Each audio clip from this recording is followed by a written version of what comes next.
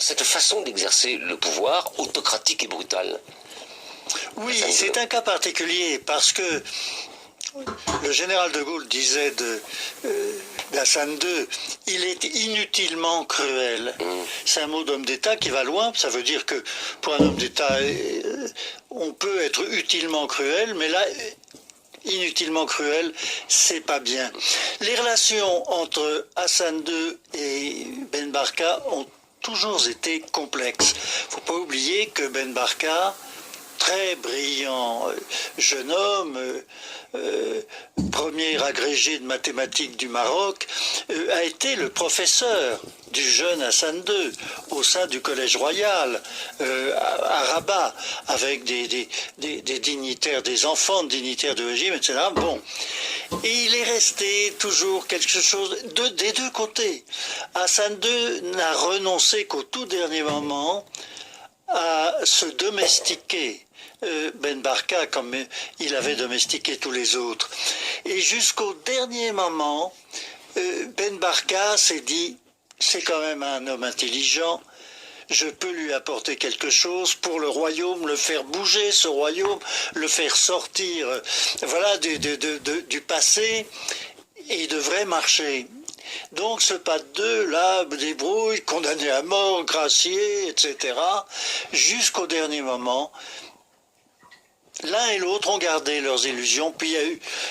ce que Ben Barka n'a pas compris, c'est qu'un dictateur, un souverain de droit divin, ne partage pas le pouvoir. Bien sûr. Et donc il y a une relation particulière, presque psychanalytique finalement. Hein. C'est très... Absolument.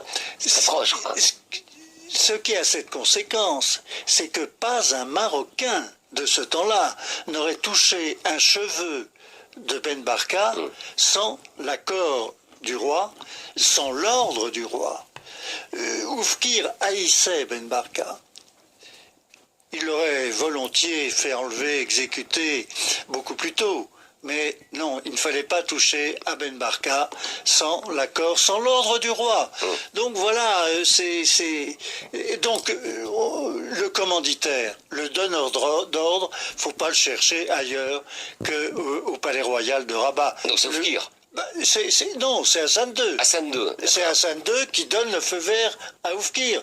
Allez, vas-y. Qui est bien content, forcément. Ah bah évidemment, il attend que ça. Alors je disais, mais ça faut le rappeler aux auditeurs, pour donner toutes les clés à la fin du récit que Oufkir allait mal finir aussi, victime de Hassan II, ce que vous racontez aussi dans Notre ami le roi. On peut dire comment a fini Oufkir, rappelez aux auditeurs. Bah Oufkir, lui à son tour a monté un complot pour éliminer Hassan II physiquement. Hassan II rentrait en Boeing de son avion, l'avion du roi personnel d'un séjour en France, et Oufkir a fait attaquer cet avion par des chasseurs de l'armée de l'air marocaine, et miraculeusement le roi, qui a témoigné là d'un sang-froid tout à fait extraordinaire, s'en est tiré les deux mains sur l'épaule du pilote de son Boeing, qui lui disait « Mais sire, on va mourir, que peut faire un pilote civil face à... Bon, tu es avec ton roi, sois tranquille, on va s'en sortir. » Bon, voilà, ils s'en sont sortis. Et évidemment, Oufkir a été exécuté. De la main même du roi, selon certains, de la main de Limi, selon d'autres, Limi qui était donc le numéro 2. Oui, on l'a cité plusieurs fois. Oui. Et Limi qui va finir lui aussi tué par le roi. Bien, vive le Moyen-Âge. Alors c'est triste aussi, hein, si je puis dire. On choisit la France pour mettre la main sur Ben Barka. Pourquoi la France? Pourquoi pas la Suisse, par exemple? Mais non, la Suisse, la police suisse... appartement genevois, donc voilà. Ah oui, non, mais la police suisse, c'est très, ils sont très forts, les Suisses. On ne tue pas facilement quelque chose chez les Suisses. Ben Barka, il fallait l'attirer en France, où le Maroc avait des relais, des gens à sa solde sur ses fiches de paix. Voilà, il y a eu beaucoup d'argent. Bon, Lopez, on lui avait proposé le poste de PDG de Royal Air Maroc. Bon, c'était mieux que chef d'escale d'Air France à Orly. Voilà. Donc, il fallait l'attirer. Et puis, il faut dire que Ben Barka était un homme fatigué.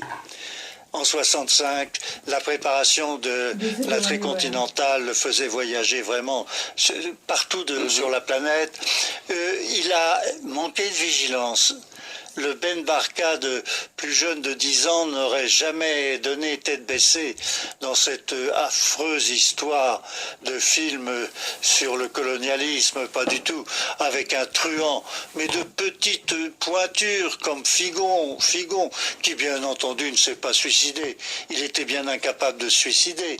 Il a été suicidé, c'est ce qu'on a dit. Bien sûr, il a été suicidé à bout portant, comme Stavisky, avant la guerre. Bon, voilà. Donc, De Gaulle a dit dans cette conférence de presse, il n'y a rien eu que de subalterne. Mais non, quand des policiers français... mais pourquoi il faut ça? Mais pourquoi là, pardon de vous couper.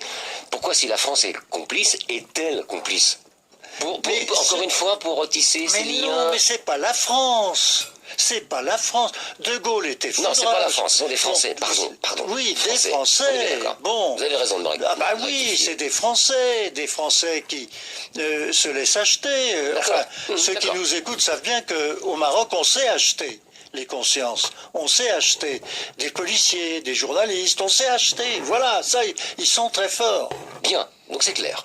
Deuxième chose, est-ce qu'il a été assassiné pour les raisons qu'on vient d'évoquer, de raisons de politique marocaine, ou est-ce que son statut de chef de la tricontinentale a aussi gêné tellement de monde, et notamment les États-Unis, qu'il ne serait pas complètement absurde de se dire que les États-Unis pourraient être dans le coup?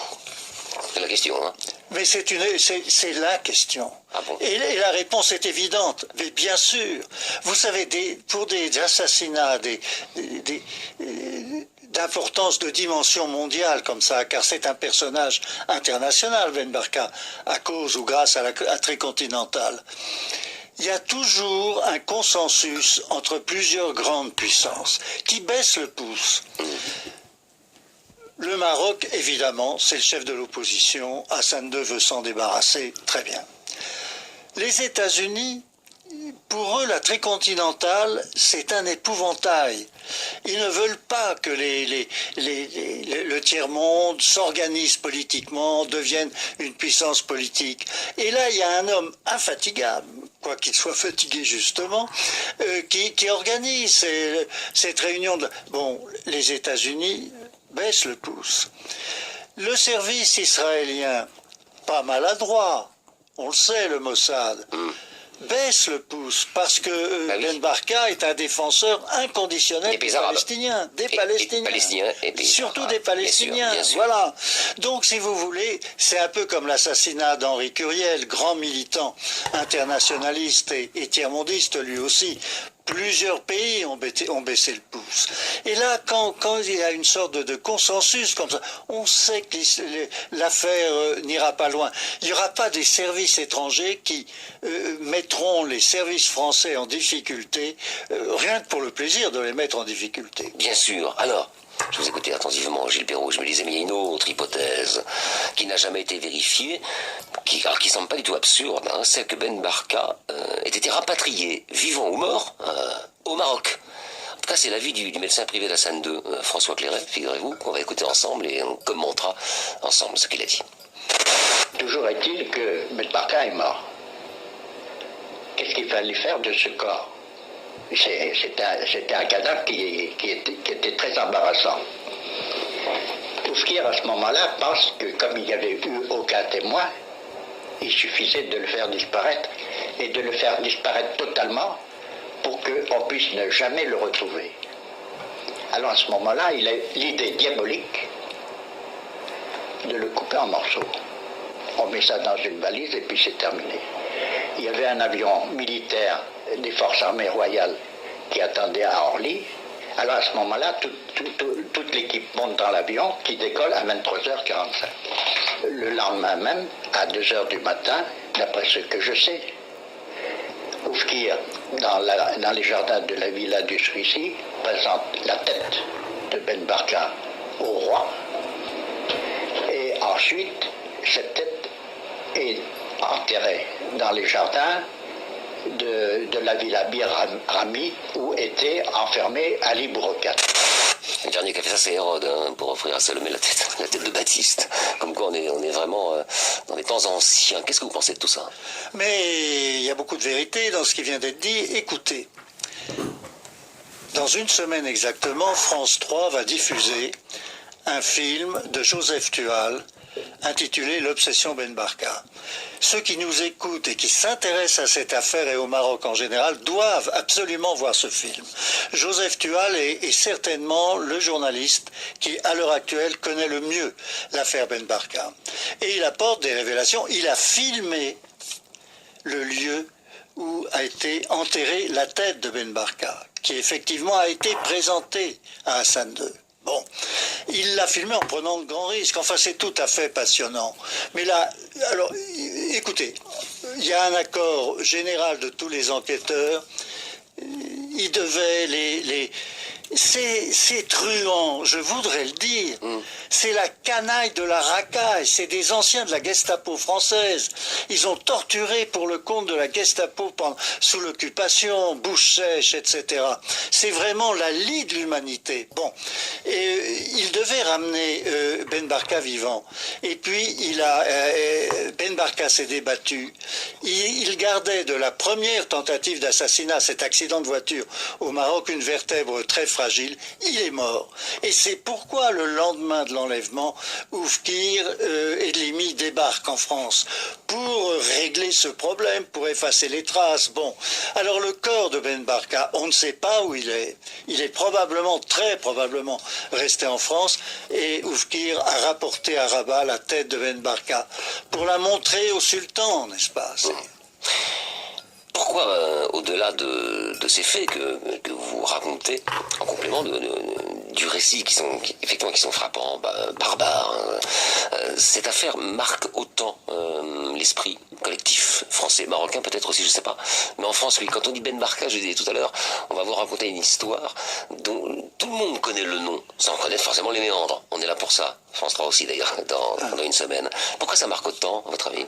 Mais parce que, si vous voulez, c'est l'éruption justement de mœurs médiévales dans la France de 1965, la brasserie Lippe, rendez-vous de l'intelligentsia de Saint-Germain-des-Prés, Marguerite Duras, etc.